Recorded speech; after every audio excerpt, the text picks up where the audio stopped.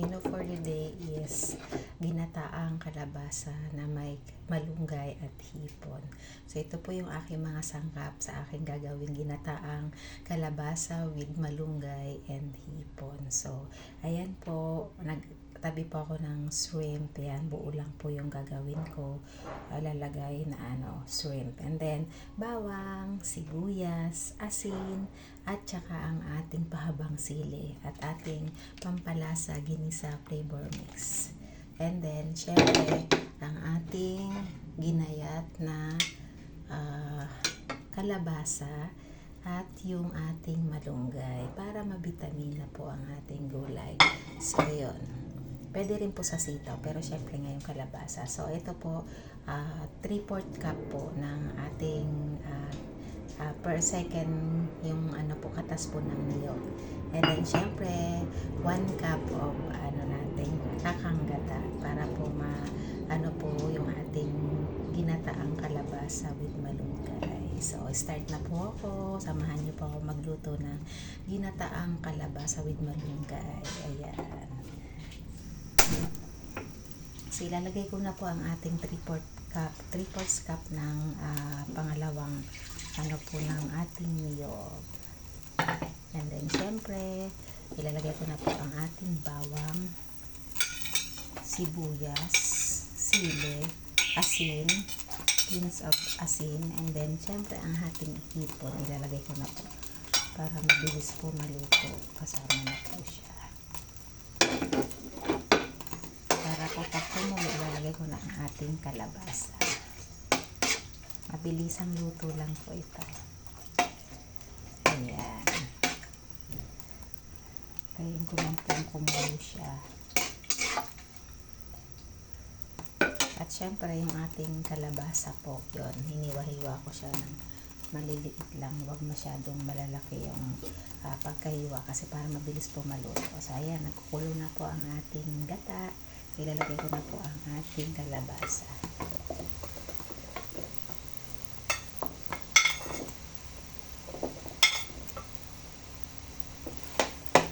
Para po maluto na po kasi matagal po maluto ang ating kalabasa.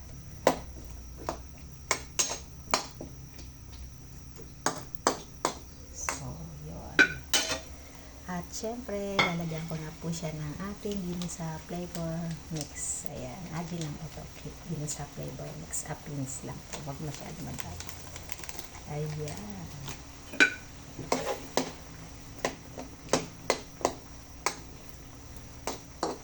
Ayan, masarap po ang hipon sa ating ginataang kalabasa with malunggay. Masustansya po ito. So, paparami po ang ating kain pag ito ang ating na-prepare sa ating mga kusina. So, ayan po, abango na po ng halimuyak ng hipon. Ayan, syempre, antayin po natin mga 3 to 5 minutes po na para po maluto ang ating kalabasa.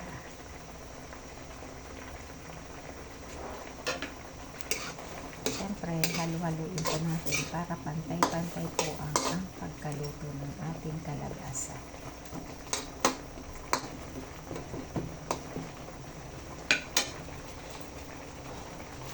Ayan, masarap pong i-prepare ang ating ginataang kalabasa with malunggay kasi napakasustansya po. So, masarap po ito ihain sa ating hapagkainan. Bango na po ng hipon. Masarap po talaga yung hipon ilagay sa mga ating gulay.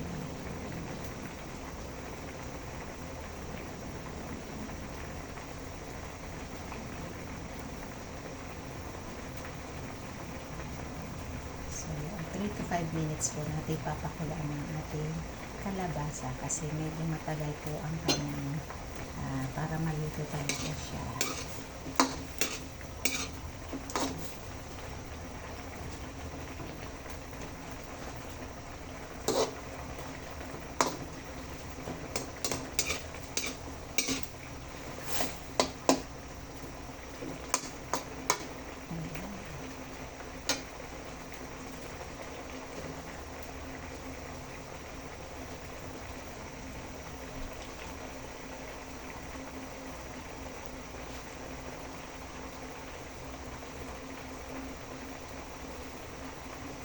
So, iano ko po yung pinakasabaw niya na mapaluto ko yung kalabasa para po pag nilagay ko yung 1 cup of kakang gata, yun po yung mag-ano sa ating gulay. Magmamatika. Yan po ang magpapasarap yung ating kakang gata.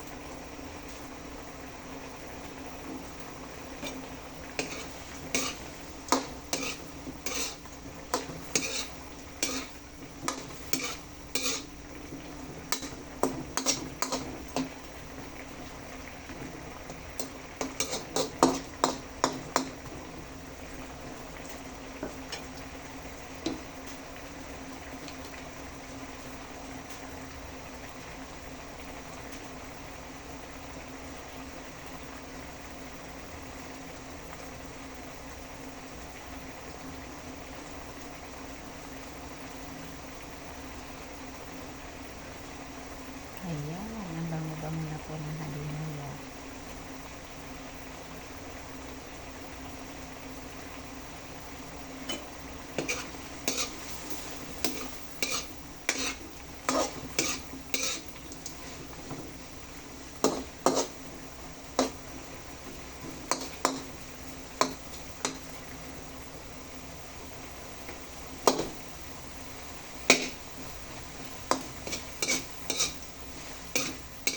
Kaya dapat maliit lang ng diwa ang ating kalabasa.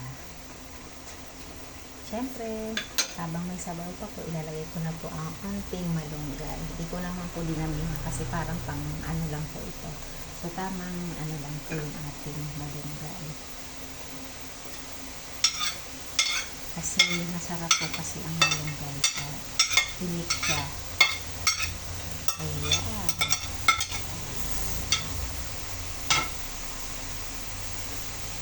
Ito, from dito po, dito na siya haluin. Ilalagay ko na po ang ating 1 cup of kakang gata.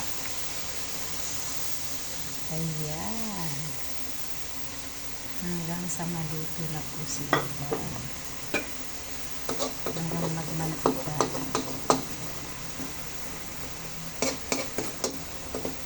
Ayan. Siyempre, hanggang sa mainang apoy lang po na. Kasi, para po tamang nag-acid, ano lang siya, nag-shimmer. Ayan, ang bango-bango na po.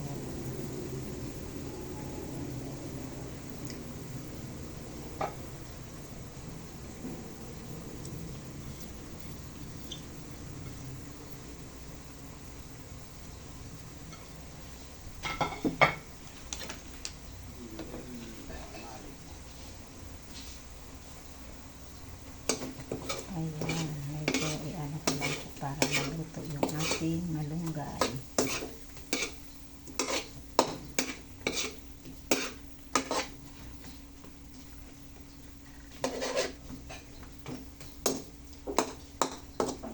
Ayan.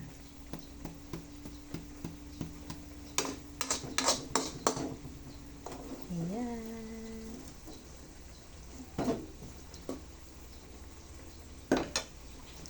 So, syempre, titikman natin para malaman kung kumusta ang lasa ng ating ginataang kalabasa with malunggay.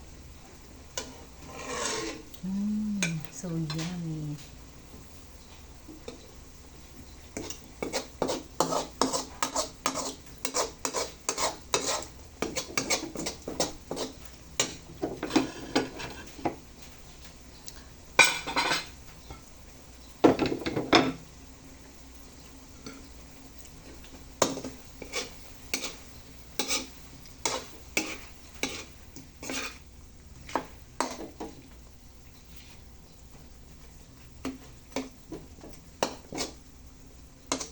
Ayan, ready to serve na po ang ating malunggay na gulay. Kalabasa ng malunggay.